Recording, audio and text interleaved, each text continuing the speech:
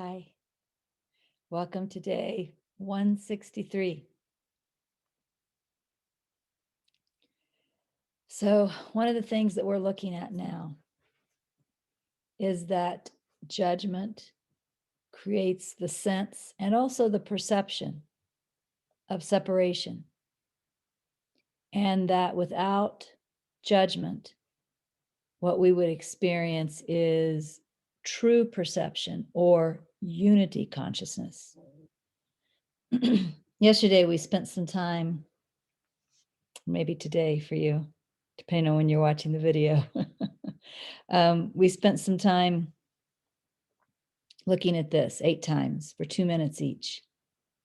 Everything I experience through the filter of my mind. We could also say everything I experience through the judgments in my mind. And those judgments aren't just good and bad, desired and undesired. They're all sorts of judgments, including that's a table, that's a lamp, I'm a person, right? That's a judgment as well. All of the different types of judgments that we believe that come into the mind and that we give believing attention to, that's what creates the sense of separation. So everything I experience through the filter of my mind. I am never focused on the world. I am always focused on thought. And you can test this if you just let your eyes land on something in your environment right now. Your mind immediately says, in my case, that's a remote control, right? So I'm not really experiencing that. I'm experiencing the thought, the definition, the judgment, that's a remote control. My mind says, that's a fuzzy pillow, right? So, whenever we look out through the mind. So everything I experience through the filter of my mind. I am never focused on the world. I am always focused on thought. The basis of my experience until now has been the belief in separation. And this is really why we believe all of these thoughts. I believe everything is separate. I believe everything has its own qualities, its own attributes. Each person is different. Right? I believe all of that because I believe in separation. Everything I experience through the filter of my mind. I am never focused on the world. I am always focused on thought. The basis of my experience until now has been the belief in separateness. The Spirit of God is one, and everything that exists is within the Spirit of God. There is no separateness. This truth is always true. This coming weekend, you're going to watch another Leo video. It's been a while, but we have one coming. And he's going to use some terms that might be new to you. He's going to talk about deficiency cognition, which he also sometimes calls deficiency perception. And he's going to talk about being cognition, which he also sometimes calls being perception. Deficiency cognition is really viewing the world through my thoughts. That creates deficiency cognition or deficiency perception, which we could simply call the perception of separation, or we could call it egoic perception. Being cognition or being perception is seeing the Spirit of God as one and seeing that everything is the Spirit of God. I often call that unity consciousness. So we have this video coming up this weekend that's going to talk about this. And I'll tell you, it's an excellent, excellent video. Your mind may not like it, and maybe it will, maybe it won't. Your mind may not let you know that it doesn't like it. You may just find your mind drifting and not always listening. So the assignment, of course, is to watch the video once, but you might want to watch the video twice so that you can hear a little better what's being said. Leo calls this a foundational video, and I totally agree with him. It's an excellent, excellent video. And in some ways, even though we haven't seen the video yet, we are already moving into practicing what he teaches in that video. And we'll follow that video up for a couple of weeks with some intense practice on what he teaches in the video, including our meditation periods are going to shift so that instead of practicing the doing nothing meditation, we're going to shift into some exercises that help us to look at our deficiency cognition and help us practice being cognition. And that's going to lead into our next type of meditation. After a couple of weeks, we'll start a new type of meditation, which we'll be with for quite a while, another long-term meditation, like the do nothing meditation was long-term. And that type of meditation is going to be focusing on being. It's a type of do nothing meditation, just one more step up, one more step towards reality.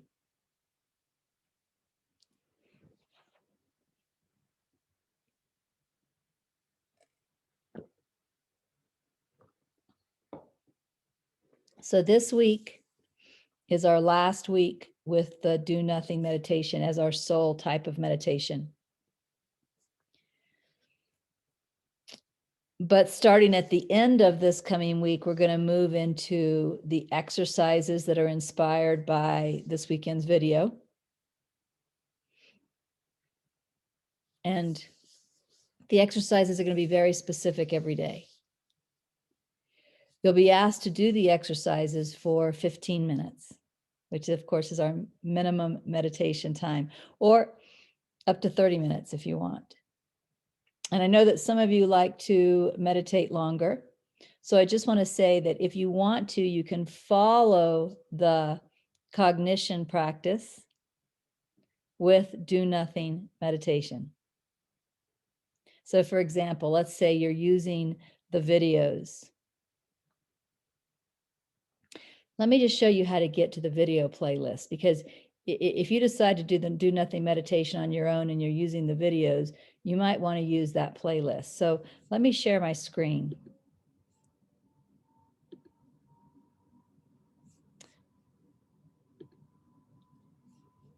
And I am going to go to YouTube. I'm just going to go to YouTube. And once you get to YouTube, if you just type 500 days with NTI meditation videos, that'll bring you to this list. And you can just click on the full playlist. And then you'll be able to come through here and select a video that you want to practice with. So if you want to practice the cognition exercise and then move into a do nothing meditation with the video, what I would recommend is selecting your video first.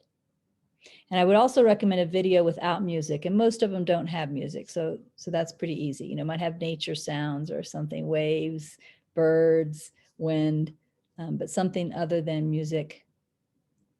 Go ahead and select your video and let the video begin to play, because they're all quite long. So let the video begin to play. And then you might want to use a timer. I think I've shown you guys before that I use this Insight timer right here, right? So you might want to use the Insight timer. When you open it up, you can click on this little timer right here. And when you use the Insight timer, you can set an interval bell. So let's say that you decide you're going to meditate for 40 minutes. That's your choice. But you want to do the minimal amount of the cognition exercise. So what you're going to do is type on where it says interval bell.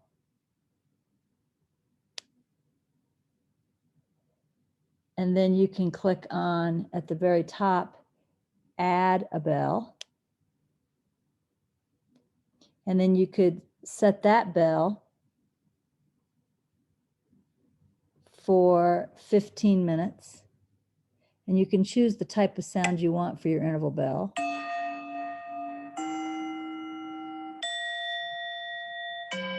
I'll take that one. And of course, save it down at the very bottom.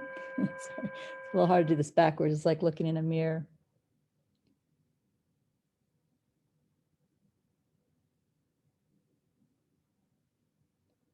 Then once you save that, you'll notice the meditation has, it's a 40-minute meditation with one interval bell set at 15 minutes.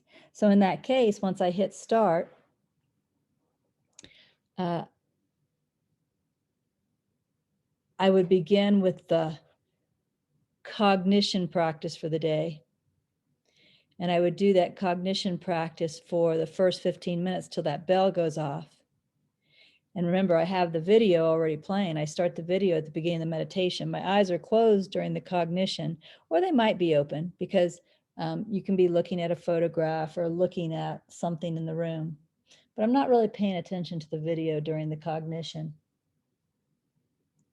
But then once that bell goes off, I could just open my eyes and the video is playing. Or, maybe all I have to do is click on play, but then sometimes a commercial starts. So I'd probably already have it playing. So if you want to, again, if you want to meditate longer, you could do the cognition exercise for 15 to 30 minutes. That's how long you're supposed to do that. And then shift into a do nothing meditation for however long you want to continue the meditation practice. What I don't want you to do is less than 15 minutes of the cognition. So let's say you're like, oh, well, I want to meditate 20 minutes. So I'll just do 10 minutes of cognition, 10 minutes of doing nothing. That's what I don't want you to do. I want you to do a minimum of 15 minutes on those cognition practices that we're going to be doing. And again, we won't start till the end of this week.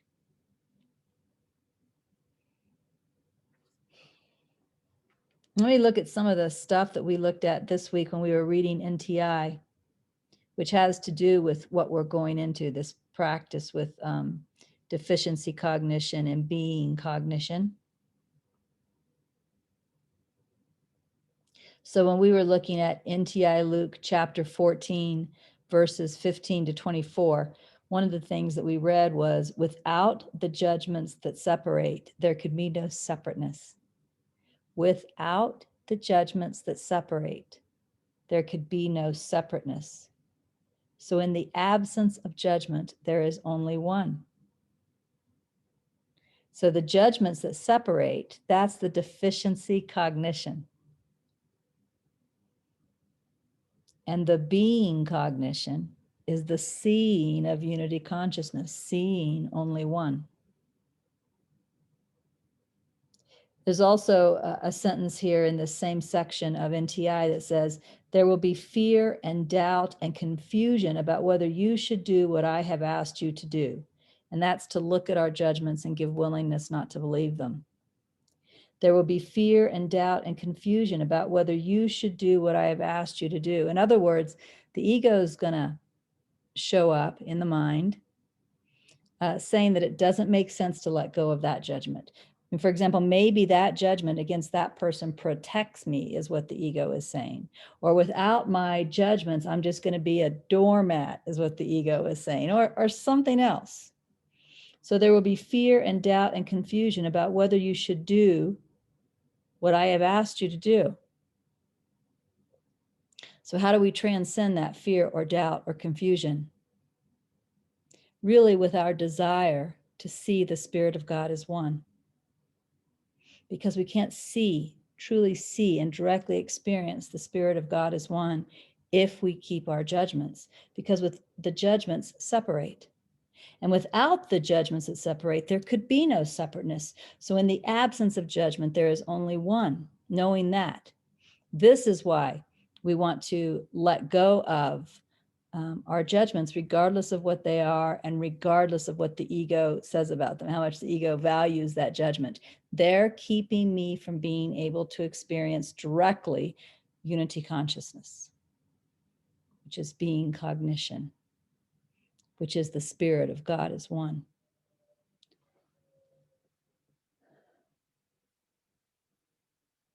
verses 25 to 35 of Luke chapter 14 said, when you look at anyone or even think of anyone, your mind busies itself in making judgments. They may seem to be good judgments or bad judgments or favorable or unfavorable, but what each judgment has in common is that it splits the object brother off from others of whom a different judgment is made. The judgments you make about yourself split you off in the same way, right? So this is describing how judgment separates, how deficiency cognition works. Spirit goes on to say, I ask only that you be willing to lay your judgments aside. You know, judgments could also be called the meaning that we give things. And that's something else we've seen in NTI Luke as we were looking at the story of the rich man and Lazarus, right? We've seen that when we look at something, we see it through our thoughts. Our thoughts make judgments. We believe those judgments, and then we say, that's what that means, right? Like he should have had more compassion. And then it says we take that meaning, and when a similar situation arises, we apply that meaning again. And you might remember an earlier video about judgment that we saw with Leo, where he talked about how judgments backfire. So if I decide, for example, just from reading the Bible, I decide that the rich man should have been more compassionate with Lazarus, right? That's my decision. And then one day I'm watching TV and an ASPCA commercial comes up about the puppies and the kittens that need money. And I notice I don't want to send the money, but now I'm going to judge myself. I'm going to apply that same meaning in this circumstance, and now judge myself for not wanting to send money to help the puppies and the kittens. So the judgment backfires on me. This whole judgment thing is a mess. And it keeps us from seeing the truth. So I ask only that you be willing to lay your judgments aside, right? When you see a judgment in your mind, just I am willing to let go of these judgments without judging yourself for seeing a judgment in the mind, because that's just more judgment. I call it double dosing on judgment. That doesn't help anything.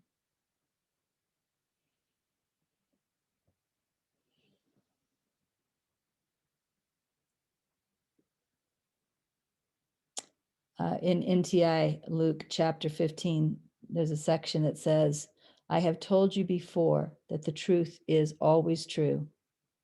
The truth is that within all of creation, there exists nothing that is separate or apart from creation in any way.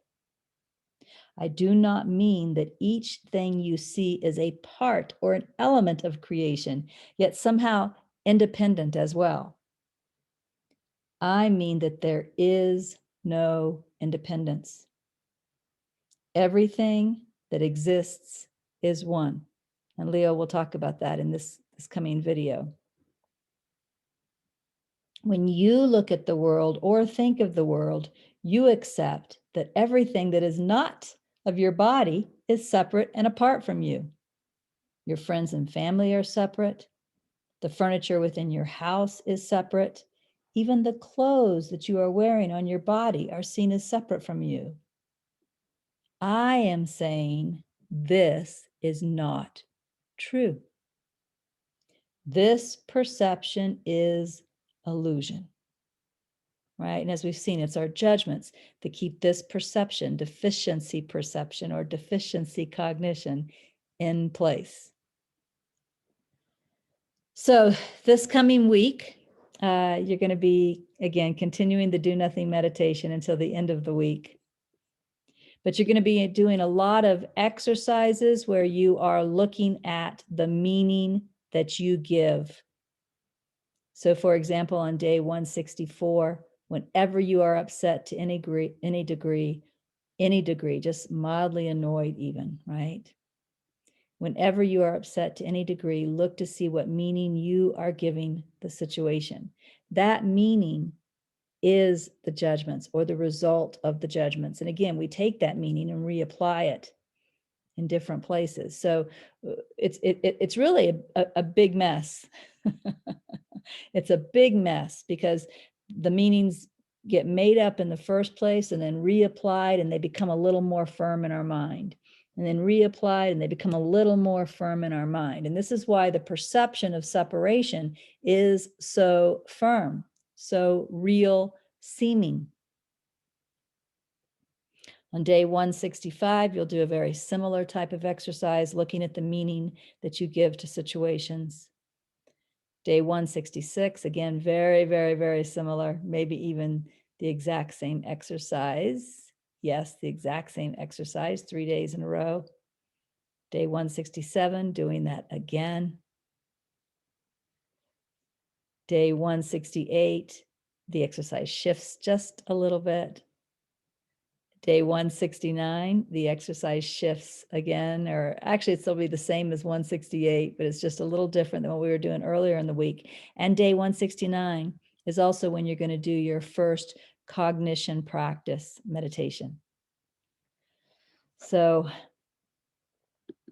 it's pretty exciting where we're at in NTI. It's pretty exciting, the practices that we're doing. There's a lot of value in these practices, so give it your all. And I'll be back next week. All right. All right. That's it. Take care. Bye.